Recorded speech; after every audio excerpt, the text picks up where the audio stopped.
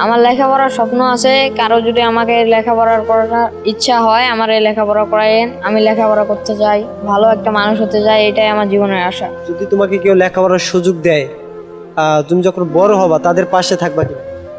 তাদের পাশে থাকবো, কারণ যেহেতু ওরা আমার কষ্টের পাশে ছিল, আমিও ওদের কষ্টের সময় পাশে থাকবো।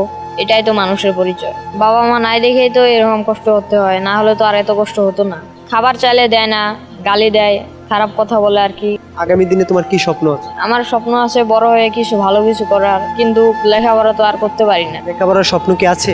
আছে, কিন্তু সেটা তো এই জায়গা থেকে করা সম্ভব না। যদি তোমাকে কেউ লেখাপড়ার সুযোগ দেয়, লেখাপড়া করতে চাও কিনা? তাহলে আলহামদুলিল্লাহ আমি করব। আচ্ছা, অনেকের ছেলে নাই বা মেয়ে নাই, তারা যদি তোমাকে নিয়ে নিজের ছেলের মতো রাইখা লেখাপড়া করতে চায়, তাহলে তুমি কি যাইবা?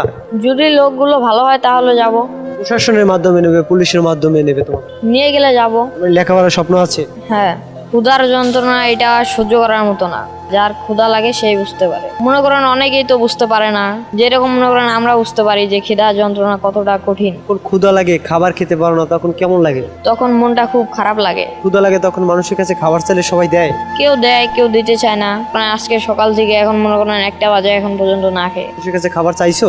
না, এখনো চাই নাই। তোমার নাম কি? মোহাম্মদ ইয়ামিন। বাড়ি কোথায় তোমার? আমার দেশের বাড়ি কুড়িগ্রাম নাগেশ্বরী। গ্রামের নাম? গ্রামের নাম ডাসিয়াছড়া সিট।